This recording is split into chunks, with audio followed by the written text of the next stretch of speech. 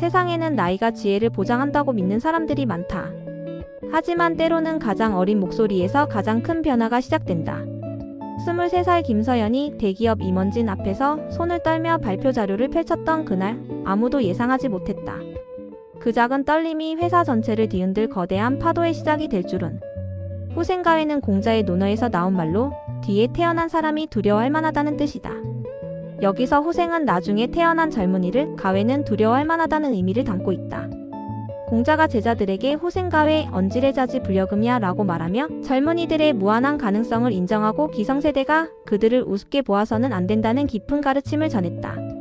이는 단순히 젊은이를 존중하라는 말이 아니다. 미래는 젊은 세대의 손에 달려 있으며 그들의 참신한 사고와 도전 정신이 세상을 바꿀 힘을 가지고 있다는 철학적 통찰이 담긴 말이다. 김서연은 한국의 대표적인 제조업체 대한정밀의 신입사원이었다. 공학도 출신이었지만 여성이라는 이유로, 그리고 경험이 부족하다는 이유로 늘 뒷전으로 밀려났다.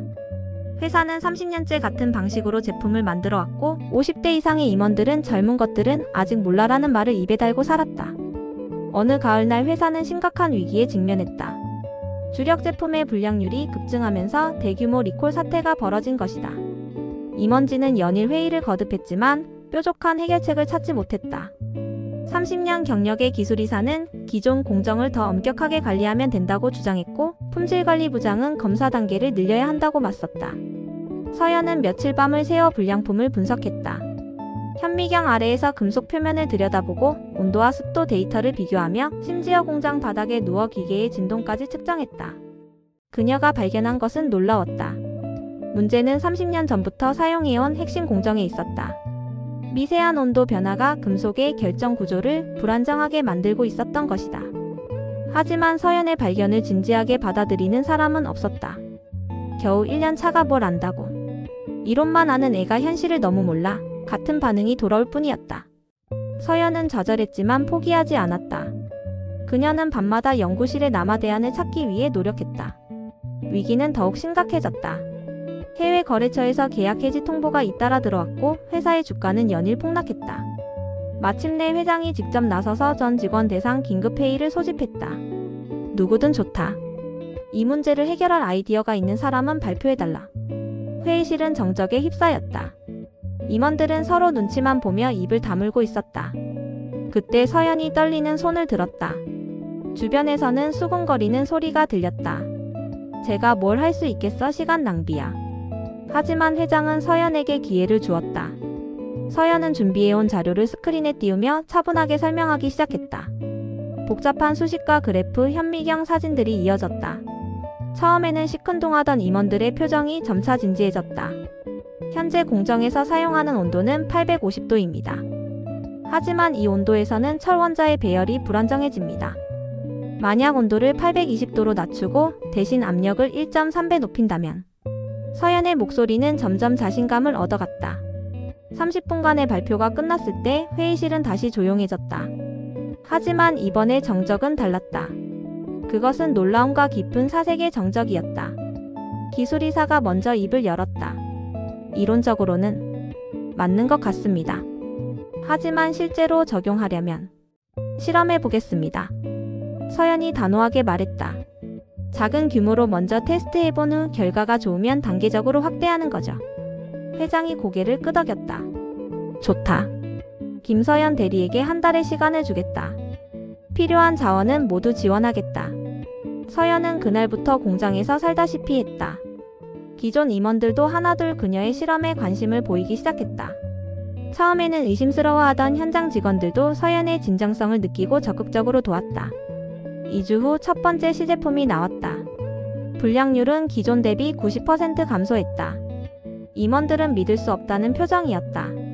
3주 후에는 해외 인증 기관에서 품질 승인을 받았다. 한 달 후 새로운 공정이 전면 도입되었다. 6개월 후 대한정밀은 업계 최고의 품질을 자랑하는 기업으로 탈바꿈했다. 해외 주문이 밀려들었고 주가는 사상 최고치를 기록했다. 서연은 최연소 과장으로 승진했고 회사의 기술력 신팀장을 맡게 되었다. 무엇보다 변한 것은 회사의 분위기였다. 나이와 경력보다는 아이디어와 실력이 존중받는 문화가 자리 잡았다.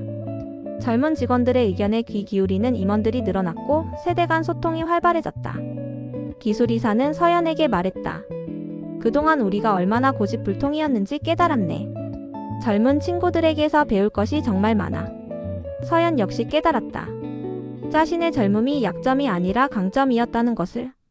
기성세대의 경험과 젊은 세대의 창의성이 만날 때 진정한 혁신이 일어난다는 것을. 1년 후 서연은 더 큰 도전에 나섰다. 친환경 신소재 개발 프로젝트를 제안한 것이다.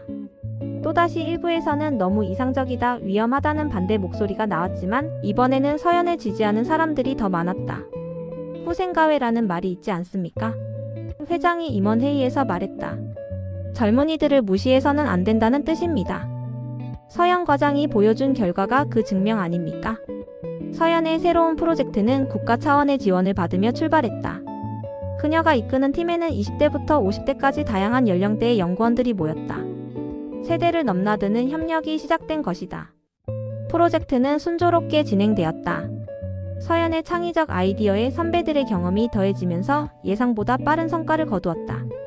개발된 신소재는 기존 제품보다 강도는 2배 높으면서도 환경오염은 절반으로 줄일 수 있었다.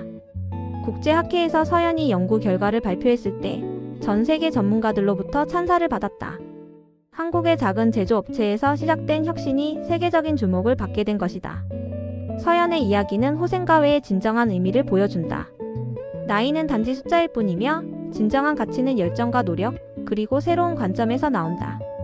젊은 세대의 참신한 아이디어와 기성세대의 풍부한 경험이 만날 때 우리는 상상하지 못했던 혁신을 이룰 수 있다.